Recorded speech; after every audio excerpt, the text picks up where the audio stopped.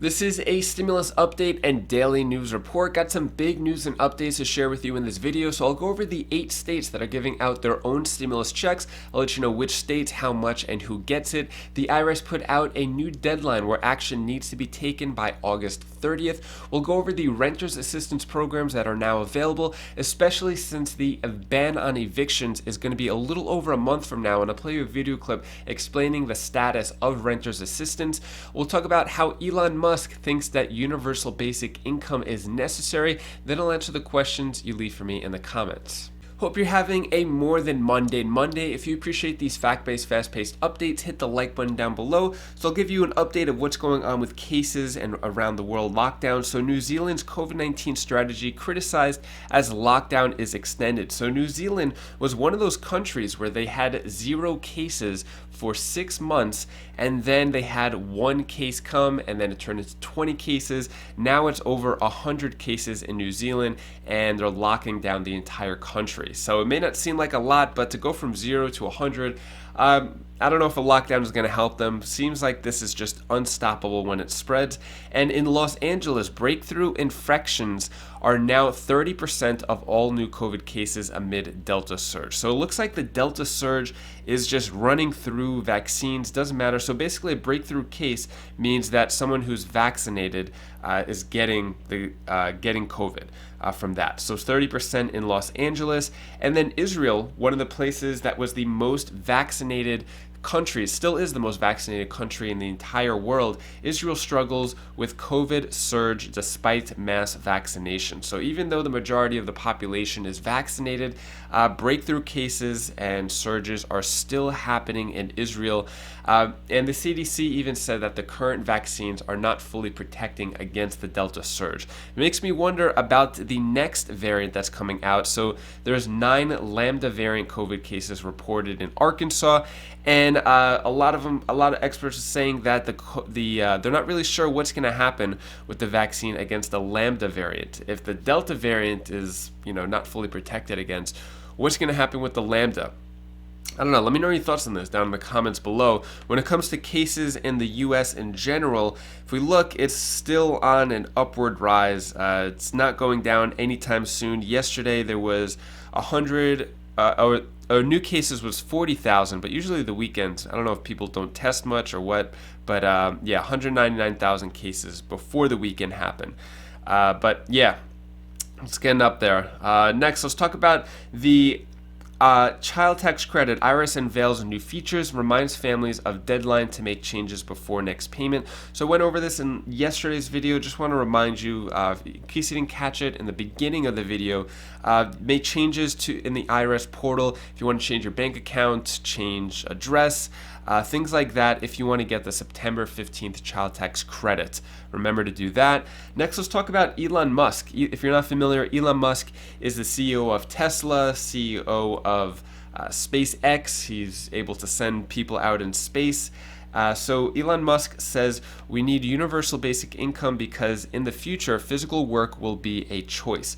What does he mean by that? Physical work will be a choice. Well, what he's saying here is he wants to create a Tesla bot, basically a robot that would do dangerous, repetitive, and boring tasks so humans don't have to.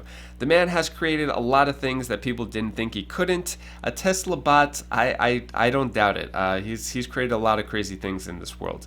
So what he says is essentially in the future, physical work will be a choice, Musk said in a presentation. This is why I think long term there will need to be a universal basic income, saying that the creation of this robot might take the place of jobs that people are currently getting paid for, which is why he said a guaranteed income will likely be necessary in the future. So if robots and technology take over all of our mundane tasks, what's going to happen to the people where the jobs replace the human jobs? So that's where I'm saying universal basic income should be replaced. Let me know what you think about that down in the comments below. Also, since we're on the topic of universal basic income, how one universal basic income experiment is helping the homeless get off the streets. So there's one universal basic pilot program that's testing to see what happens in unhoused individuals who are giving $500 per month. So this is an experiment where there's program called, or this organization called Miracle Messages, where they would talk to people in the streets and do other things. They raised enough money for a $500 per month universal basic income program, and they're helping out homeless people with that. So I mentioned in other videos a lot of different cities, states that are adopting the universal basic income program. This is kind of another twist on it. Next, let's talk about what's going on with renters assistance. So you're going to see a lot of articles like this. When I look, I'm hoping that money is going out, but the most recent articles look like this. Why King County has spent just $6.5 million of its $145 million in federal rent assistance. Another one, the feds gave West Virginia $260 million for rental assistance. The state has only spent $15.6 million. Then we have here, why are many renters facing eviction if Shelby County has $40 million to help? Then there is billions in U.S. federal rent assistance money withheld from millions facing eviction. Then New York's rent relief program keeps falling short, state comptroller finds. So basically, a lot of these states and counties have millions, hundreds of millions, billions of dollars that were sent to them, but they're still not going out. I'm going to play you a video clip explaining more. One band-aid for the solution is the U.S. Appeals Court refuses to end CDC's eviction moratorium. So the eviction ban was extended for another 60 days from August 1st or August 3rd until October 3rd. And that is just a band-aid for the situation. With $46 billion that were meant to go out, that money could actually be lost if 65% of it is not spent by October 1st, I think it is.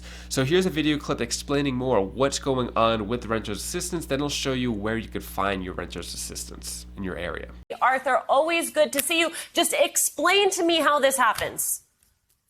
So Congress allocated almost $50 billion, which is the most money they've ever put out there to help renters, but they didn't create a program. And this isn't like stimulus checks where you're just having the IRS send the money out.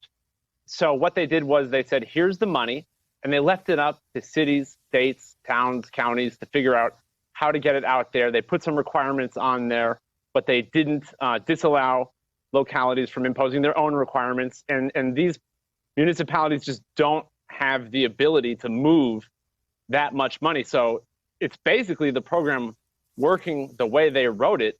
And it became a big disappointment when the eviction moratorium was expiring and they were pointing fingers about whose fault that was. But everyone agreed states and cities hadn't done a good job. But really, this is on Congress.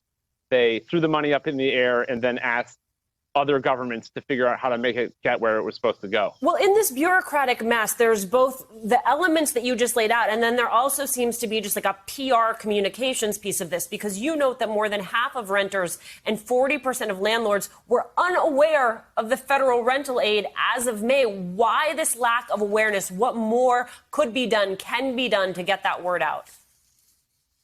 I think starting this summer when the eviction moratorium was expiring, the word got out a little more. I mean, this was one provision buried in a bill that had stimulus checks. They did another bill with more stimulus checks and unemployment benefits, just not one of the most high profile of the many high profile provisions that Congress has enacted in the past year. But when I think with the eviction moratorium expiring and the heat that Democrats were trying to put on state and local governments, more people know about it. But people don't know that, for example, we've heard of people saying, well, there's an eviction moratorium, nobody can evict me, not knowing that you have to apply for that protection. And I think it's similar with the rental assistance. People might just assume that they've seen a news story about Congress enacting this or that policy, that it's out there and it will come to them, but it won't, especially with the rental aid. You really have to apply for it. You might need your landlord to apply for it. Your application might be rejected for a paperwork problem. Paperwork is probably the biggest obstacle that we've heard about. I've talked to people who had to resubmit the same documents over and over. So it's a big struggle for people who need help. But even after you know about it, it has still been difficult for some renters. I want to take a look at the map of how this money has been distributed, because when you look at it, the South sticks out. But as of June, places like New York hadn't fared that much better. You write that New York was the only state that sent out no federal rental assistance through the month of June, even though it has the most renters in the country. The state finally got its act together and distributed tens of millions in payments within days late last month. But what was the initial holdup there?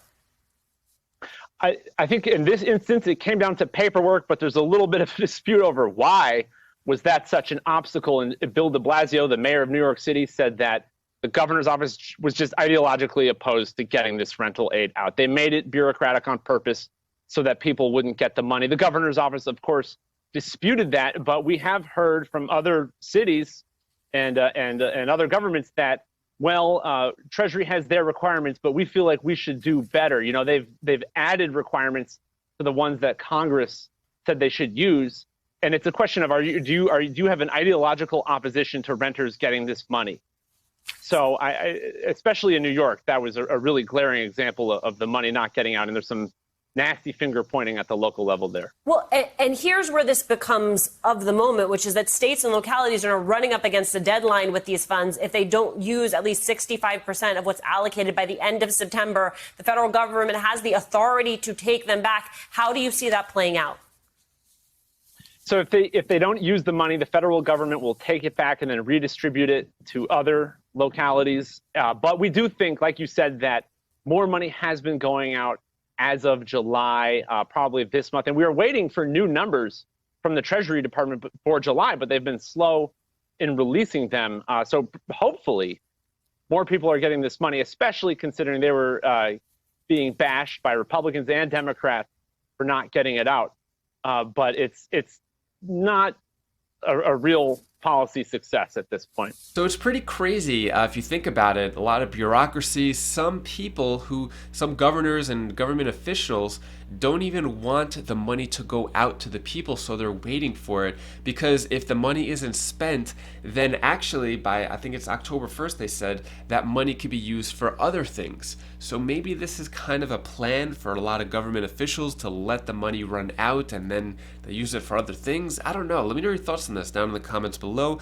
Here are the Renters Assistance Programs. So if you go to the website, National Low Income Housing Coalition, or NLIHC.org, this is where you'll find the rental assistance in your area. I was looking at this. A lot of them are still accepting applications. There's a few in California that may not be accepting applications or have a waiting list, but the majority of them are accepting applications. So I do think it's still a good idea to sign up for this. Hopefully they get their act together soon and send it out, but it can't hurt, to take 15 minutes to sign up and apply for renters assistance. Next, let's talk about the 8 states that are sending their own stimulus checks as federal legislation stalls. And federal legislation is definitely stalling, especially when it comes to what's going on with that $3.5 trillion stimulus package, whether there is or there is not a 4th stimulus check. We're still waiting for a lot of that information to be confirmed. As of now, they're just dragging out that process. The House of Representatives is coming back into Congress today, Monday, August 23rd, to hopefully get stuff done. But in the meantime, states are kind of taking it into their own hands to give out their own type of stimulus money. So California, they have the $600 California Golden State Stimulus Check, which is going out to people making between $30,000 and $75,000. Those checks are going to be sent out in September, and about 26 million of the 39 million residents will receive that, so about 2/3 of the population. Colorado is sending out $375 checks for anybody who received at least one unemployment check from March 15th to 2020 to October 20th of 2020. So that's that. And then Maryland giving out $500 checks to families, $300 checks to individuals. New Mexico is giving out $750 checks to more than 4,000 low-income individuals. Then there is Florida with the thank you checks. So these are actually going out to teachers and first responders are getting the $1,000 checks. Then in Georgia, Michigan, and Tennessee, these are all going to teachers, giving out $1,000 checks for full-time teachers and then $500 checks for part-time teachers. So states could use this money however they want. They could give $1,000 to first responders and teachers. They could give it out to people. They could give it to people who did not receive their stimulus checks. They could extend unemployment. They could do a lot of different things with this money. So these are the 8 states as of now that are using their stimulus money in this way. Next, I'm going to answer the questions you leave for me in the comments. Trina Belt asks, have you heard anything about the U.S. going into lockdown like Washington State? As of now, they're saying that the U.S. is not going into lockdown, but if you saw, the cases are going up. Around the world, there's a lot of lockdowns going on. They're still saying that the U.S. will not go into lockdown. That's what they're saying as of now, but the way things are heading, it seems like we're heading towards a hybrid lockdown or something like that. But no lockdown as of yet. Chalet Ledevre asks, why are they leaving out disabled? Or why are they leaving the disabled out? I started working at 14 through school, and until I can't work anymore, and the government deemed me permanently disabled. Sorry for your situation for being permanently disabled, but yeah, it looks like the government is just leaving out disabled, leaving out a lot of people who are on Social Security, retirees. They're mainly sending money, as you could see, to families with kids, teachers, first responders, a lot of the working population, but there's still a lot of people who are suffering who are not able to work, like who are permanently disabled. There are veterans who are not getting any stimulus aid as well. So I agree with you there. DeLorean Fan 81, I like DeLoreans too. Any news yet on exactly what's in the $3.5 trillion bill? So they put out, I mentioned that maybe a week or so ago, what is in that $3.5 trillion bill as of now. Most likely it's going to change, but it's, a lot of human infrastructure, human care projects. Too much to say right now, but they did say what was in it, but they also said that it's probably going to change as well.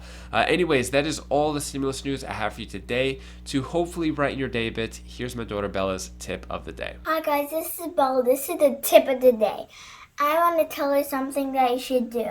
But when you want to do something and you want to do a goal, then believe in yourself. Like if you want to ride a bicycle, drive a car, or do anything that you want to do, you have to believe in yourself. Believe in yourself with your mind.